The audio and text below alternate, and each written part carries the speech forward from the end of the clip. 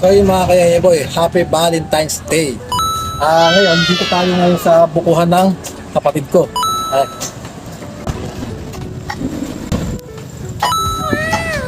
Ito yung pamangkin ko.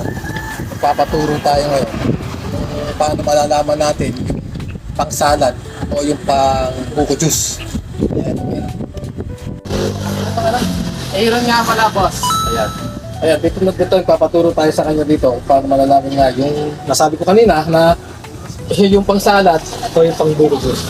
Pero yung malalaman boss, yung malalaman yung pang salad pang buko juice dyan. Sa pagtapos lang yung boss, din malalaman mo na yun. Pag tinapit mo na ganito at mabibrate, yung buko, masabaw yun. Hindi totoo yan. Tignan naman natin dito. Ayan tayo.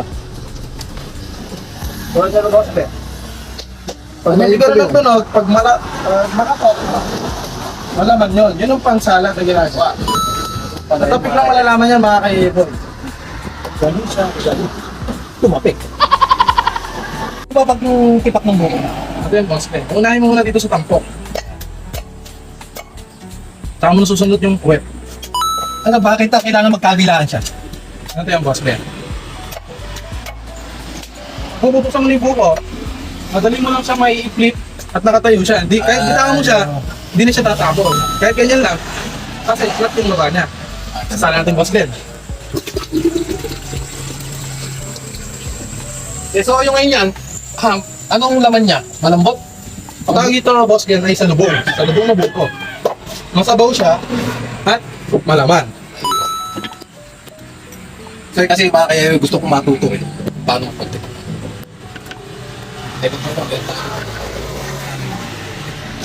Ay mga kaya susubukan natin ngayon magtipak ng buko. Tapik-tapik lang, malalaman mo na yan, boss Glenn. Pag itong parang nagbabibrate, Yan ang tinatawag nating malauhog, masapaw. kaya mga kaya susubukan natin ngayon. Unahin, dito, posero, Tampok, tampok. Tampok. tampok. Ayun. Hindi tampo ha, tampok. Okay. Parang ano yun Parang pante, hindi pante. Pante hindi pante. Kaya, ito natin mga Nang taliri ba ka, bago mo para matulito. Ay, nakakamag. Okay. Ako na nakiyata. Okay na.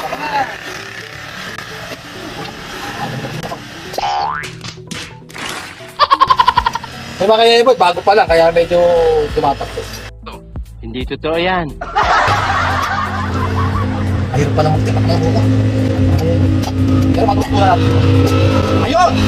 Sinasabi ko mga kaya boy. Masabaw na masabaw.